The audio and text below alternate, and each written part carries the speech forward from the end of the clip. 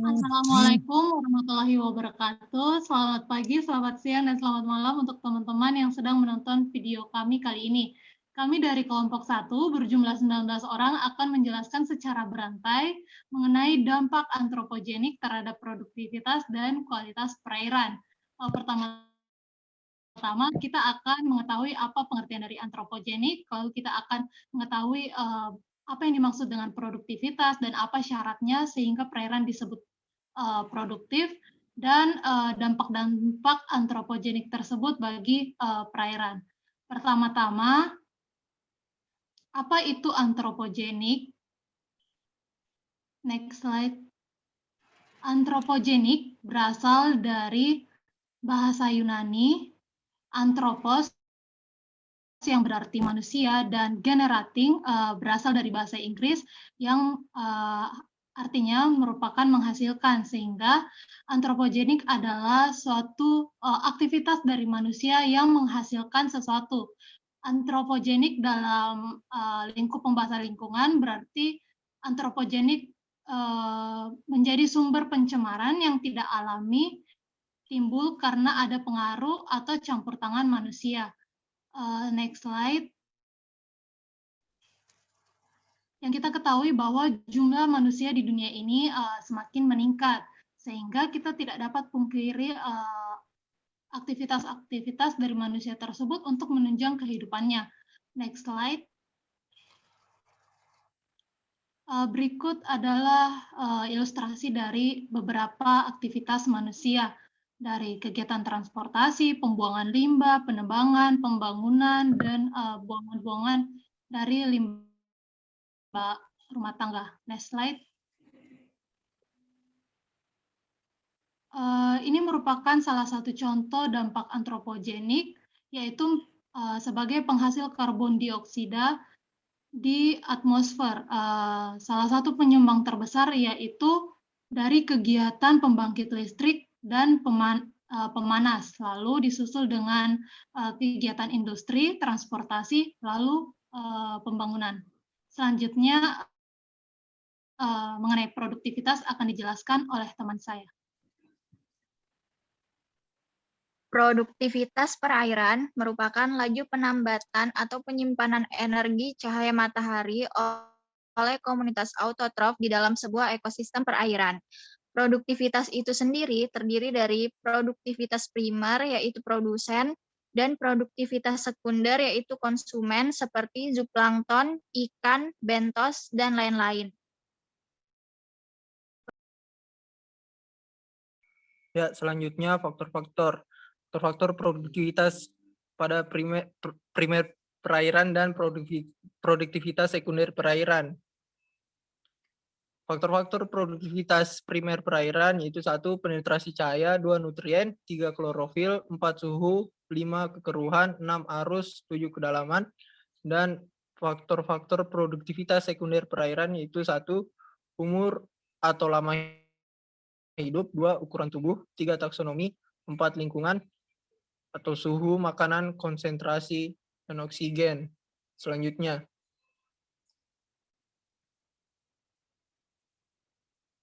ya, kita bisa lihat pada gambar tersebut. Di sini adalah tingkat kesuburan pada produktivitas pada gambar 1, 2, dan 3 itu terdapat pada danau dan pada daratan. Kita bisa lihat pada gambar 4, 5, dan 6. Adapun juga klasifikasi tingkat kesuburan berdasarkan nilai produktivitas primer, yaitu oligotrofik sama dengan 0 sampai 200 mg per meter kubik, dan mesotrofik sama dengan 200 sampai 750 mg per meter kubik, dan autotrofik sama dengan 750 mg per meter kubik.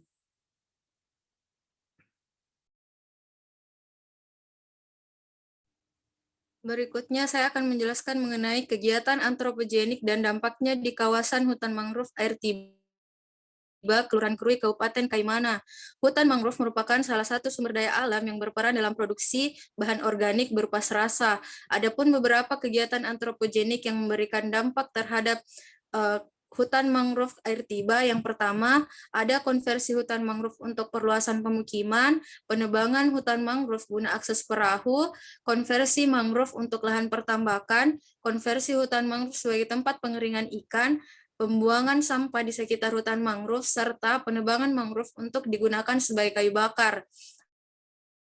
Adapun dampaknya, yang pertama, luas hutan mangrove semakin menurun, kerusakan dan kematian pada mangrove, penurunan kualitas air, serta terganggunya kehidupan biota perairan yang berasosiasi dengan mangrove.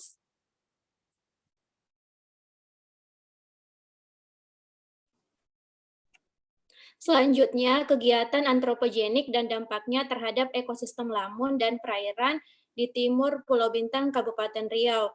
Jadi, adapun kegiatan-kegiatan antropogenik yang terjadi di perairan tersebut yaitu kegiatan transportasi kapal nelayan di sekitar ekosistem Padang Lamun. Selanjutnya, kegiatan pemasangan bubu atau fish trap pada area Padang Lamun, penambangan pasir boksit yang berada di sekitar Padang Lamun, serta konversi lahan menjadi pemukiman dan kawasan industri.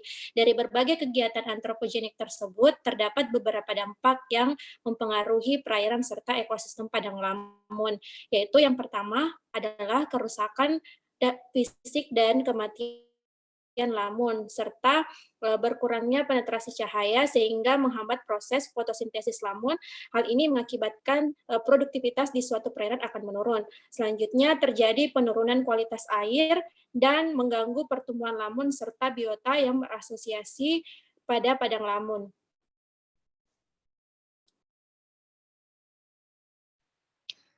Selanjutnya adalah kegiatan antropogenik di Pulau Pramuka.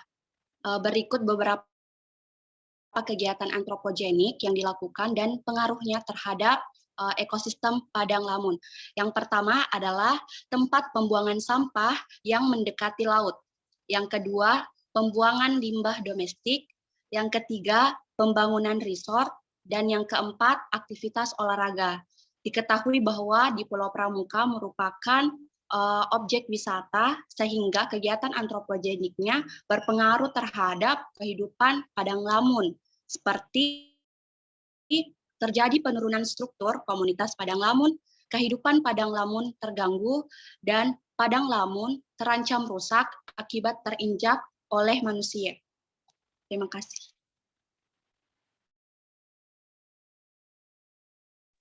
Baiklah, selanjutnya kegiatan antropogenik di Kepulauan Spermonde, Sulawesi Selatan. Adapun kegiatan antropogenik yaitu lalu lintas kapal atau perahu, pembuangan sampah rumah tangga, pemasangan bubu, kegiatan praktik lapang mahasiswa. Dengan adanya kegiatan antropogenik itu dapat menyebabkan dampak terhadap lamun. Yang pertama yaitu kerusakan fisik lamun oleh jangkar, baling-baling dan lunak kapal, pencemaran perairan oleh tumpahan minyak. Selanjutnya yaitu tertutupnya lamun oleh sampah dapat mengurangi intensitas cahaya yang diterima oleh lamun. Selanjutnya yaitu penempatan bubu pada lamun dapat menyebabkan kerusakan lamun. Selanjutnya kerusakan fisik atau trampling yang dapat menyebabkan lamun dapat berukuran kecil. Selanjutnya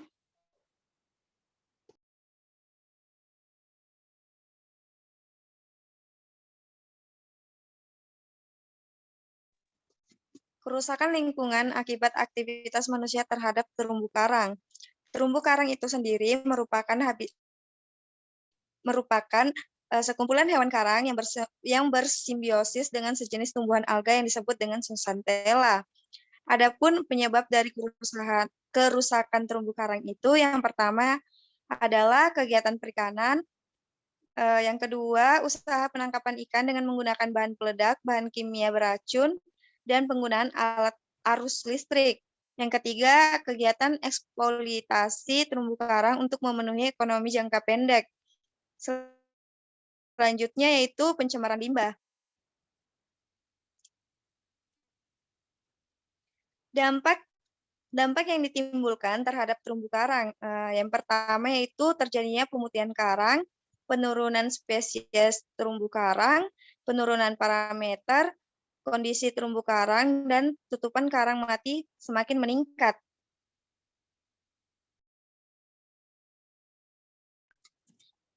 Rencana strategi yang pertama, penetapan zonasi kawasan terumbu karang sesuai daya dukung lingkungan. Yang kedua, pengendalian penangkapan ikan dengan alat tangkap ramah lingkungan. Dan yang terakhir, meningkatkan kesadaran masyarakat dan kepatuhan masyarakat nelayan sebagai upaya optimalisasi pemanfaatan pelestarian sumber daya alam. Selanjutnya,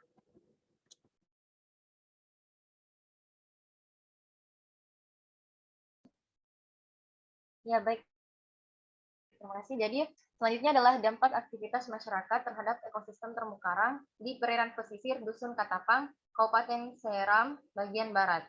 Yang pertama itu ada operasi jaring insan. Nah, jaring insan tersangkut koloni karang dan ketika hauling maka koloni-koloni karang akan patah, terbalik dan mati, sehingga persen penutupan karang akan menurun.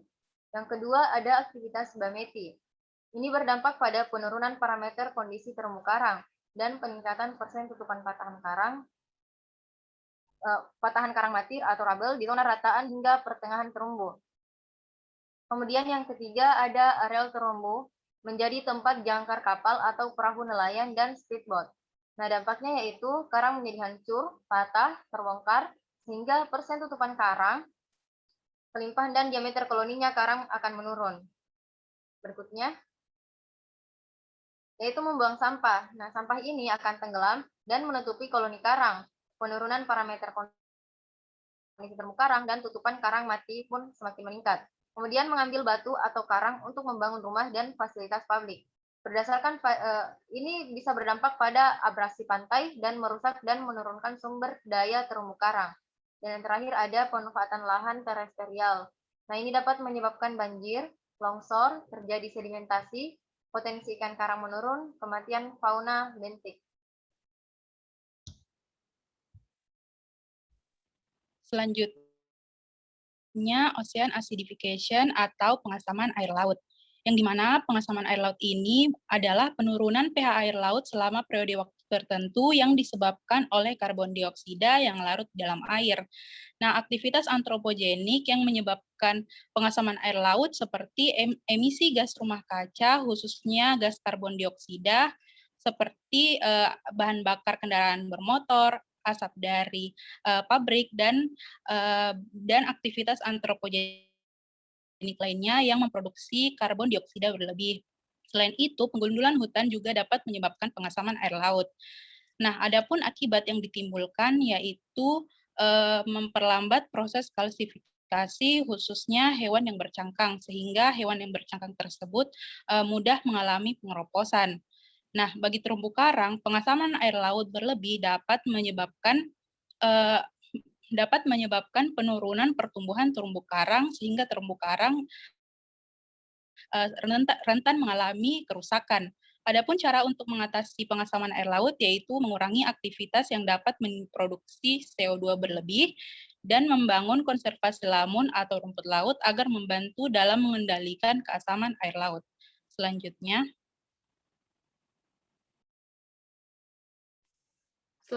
ada dampak reklamasi di Teluk Jakarta, di mana kegiatan antropogeniknya itu ialah reklamasi.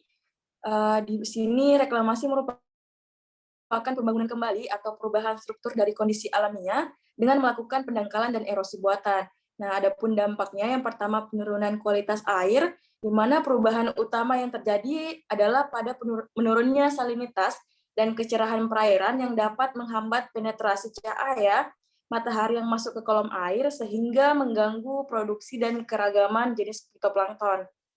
Yang kedua, ada kompleksitas ekosistem mangrove dan lamun, di mana dapat menyebabkan hilangnya kompleksitas ekosistem yang semula ada seperti mangrove dan lamun, yang akan berdampak pada menurunnya peran ekologis Teluk Jakarta sebagai daerah pemijahan.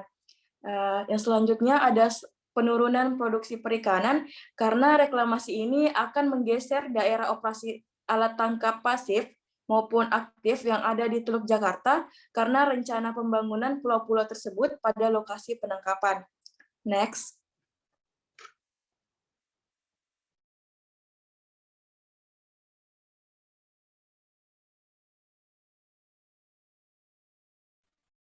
kegiatan antropogenik dan dampak pada perairan Sungai Citarum. Pada penelitian ini menyebutkan beberapa aktivitas manusia yang dilakukan di Sungai Citarum yang berdampak terhadap perairan, di mana aktivitas yang dilakukan masyarakat di sekitar perairan sungai semakin meningkat. Kedua, pembangunan limbah industri, serta dalam kurun waktu ini jumlah penduduk pemukiman dan kegiatan industri di sepanjang aliran sungai bertambah dan berkembang dengan pesat. Yang terakhir, pembuangan limbah secara langsung ke sungai merupakan salah satu faktor utama yang mempercepat pencemaran sungai karena perilaku yang kurang baik seperti membuang limbah dari industri dan rumah tangga secara langsung ke sungai tanpa melalui proses pengolahan terlebih dahulu. Nah, adanya kegiatan antropogenik ini mengakibatkan beberapa dampak kepada perairan Sungai Citarum, di mana kondisi Sungai Citarum tercemar berat dengan ditandai dengan ciri warna airnya itu berwarna hitam dan berbau yang cukup menyengat. Nah, terdapat sejumlah pabrik yang diduga buangan limbahnya itu langsung dibuang ke perairan ke Sungai Citarum ini tanpa melalui proses pengolahan terlebih dahulu. Sehingga dampaknya itu dapat menyebabkan perairan tercemar. Kemudian poin yang kedua itu yaitu keanekaragaman jenis ikan menurun. Dampak kegiatan antropogenik secara signifikan telah mengubah kondisi habitat ikan di sungai dan mengubah atau mencemari kondisi kualitas air di sungai, yang pada akhirnya berpengaruh terhadap jenis-jenis ikan yang dapat beradaptasi pada kondisi tertentu. Daya adaptasi ikan di suatu perairan itu berbeda-beda dalam merespon kondisi perubahan habitat dan kualitas air yang menyebabkan berubahnya susunan komunitas ikan yang hidup di dalamnya. Next.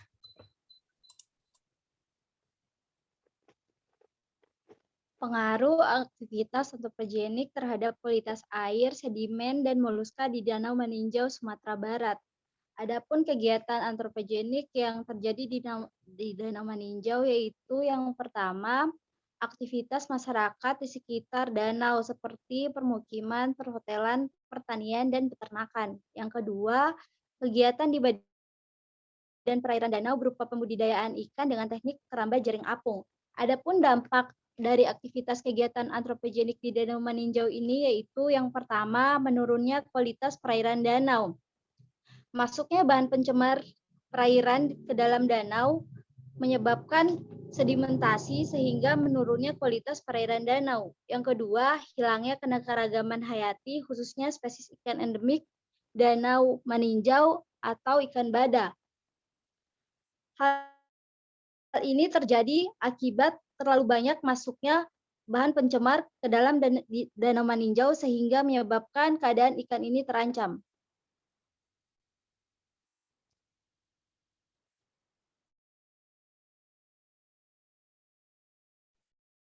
Yang selanjutnya yaitu kegiatan antropogenik di laut, yaitu tumpahan minyak.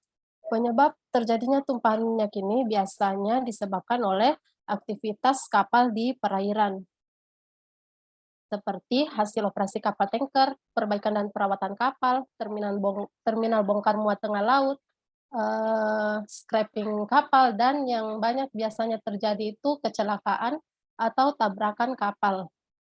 Dampak yang diakibatkan oleh tumpahan minyak di perairan ini, secara fisik itu pencemaran minyak akan terlihat jelas pada lingkungan laut.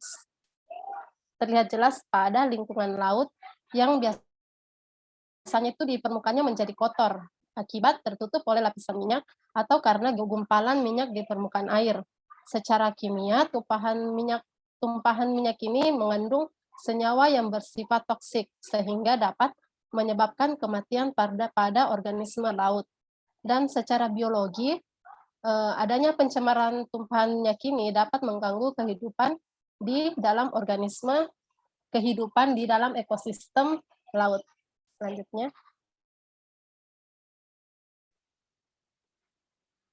Ya, selanjutnya itu plastik di laut. Jadi plastik ini bersumber dari kegiatan antropogenik seperti aktivitas rumah tangga, nelayan, pedagang, industri, dan transportasi. Adapun dampak yang diberikan plastik terhadap ekosistem perairan tentu saja berupa terganggunya rantai makanan. Seperti apabila satu ikan atau biota tercemar atau terkontaminasi dengan plastik, dapat ikut mencemari organisme lain yang berada di tingkat atasnya. Selain itu, plastik juga dapat mempengaruhi produktivitas pada fitoplankton apabila menutupi tempat cahaya masuk. Jadi plastik ini berupa sumber pencemaran bagi laut. Ya, selanjutnya.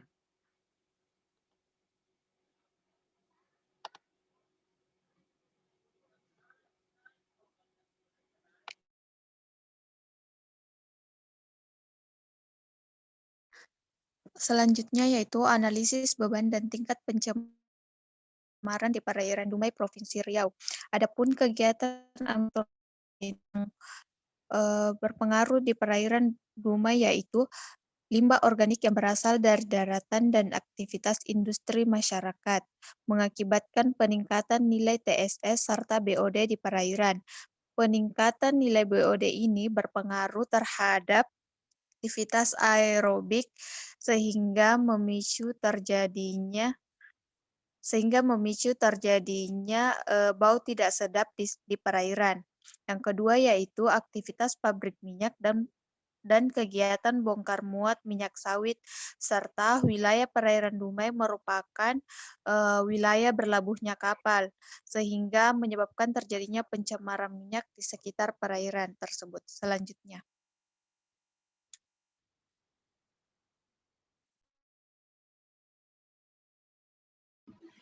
Baiklah, cara menanggulangi beberapa dampak dari limbah antropogenik dengan melakukan monitoring dan evaluasi kondisi terumbu karang, potensi sumber daya perikanan, dan valuasi ekonomi terumbu karang. Selanjutnya, melaksanakan konservasi dan rehabilitasi terumbu karang, serta pengawasan dan penegakan hukum terkait peraturan undang-undang formal, peraturan adat tentang pemanfaatan dan pengelolaan ekosistem terumbu karang.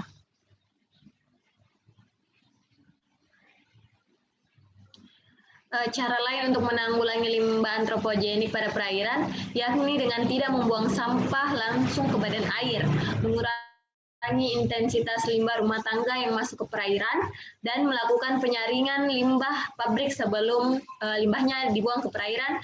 Terus yang terakhir, pembuatan sanitasi yang benar dan bersih agar sumber air lain tidak tercemar.